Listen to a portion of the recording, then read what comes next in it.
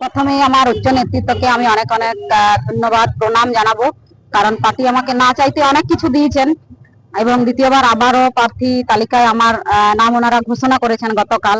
তো আমার উচ্চ নেতৃত্ব যারা আছেন জেলা, রাজ্য, মন্ডল, বুথ স্তর থেকে যেসব কার্যকর্তারা আমার নামকে আবার সার্ভের মাধ্যমে যেভাবে আবার উপরে পাঠিয়েছেন, তার জন্য প্রত্যেকটি কার্যকর্তা সহ উচ্চ নেতৃত্বকে অনেক অনেক ধন্যবাদ এবং প্রণাম জানাবো।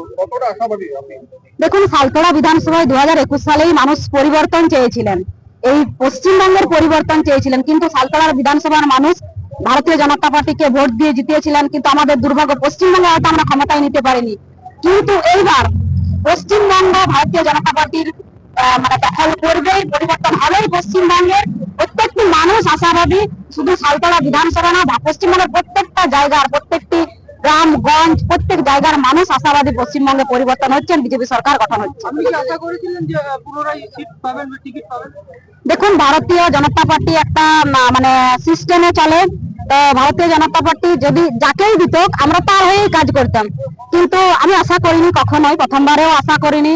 কারণ ভারতীয় জনতা পার্টি এমন একটা পার্টি, যে পার্টি মানে নিচু স্তরের কার্যকর্তাকে তুলেও মানে এরকম একটা জায়গায় পৌঁছে দিতে পারে।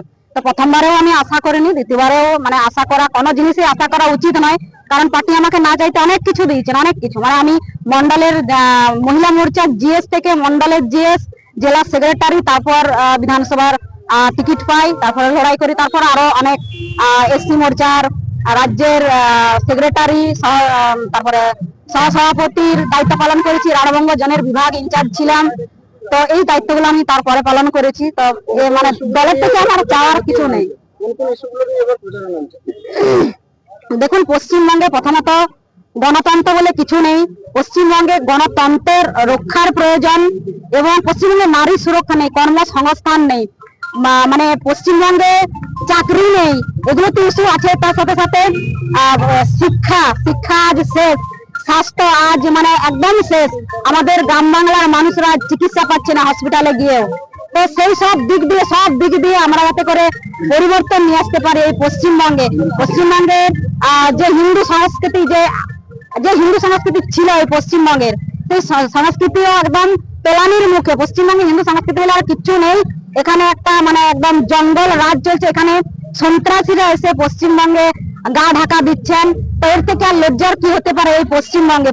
বিভিন্ন রকম ইস্যু আছে, রাস্তাঘাট থেকে শুরু করে কল কারখানা, সমস্ত রকম ইস্যু।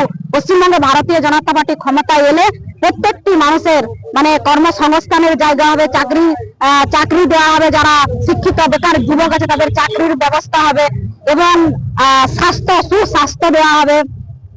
তার সাথে সাথে কল কারখানা চালু করা হবে এবং নারী সুরক্ষা দেওয়া হবে। সব থেকে যেটা আমাদের পশ্চিমবঙ্গে যেটা সব থেকে বেশি প্রয়োজন, নারী সুরক্ষা দেওয়া হবে এই পশ্চিমবঙ্গে বিজেপি ক্ষমতা।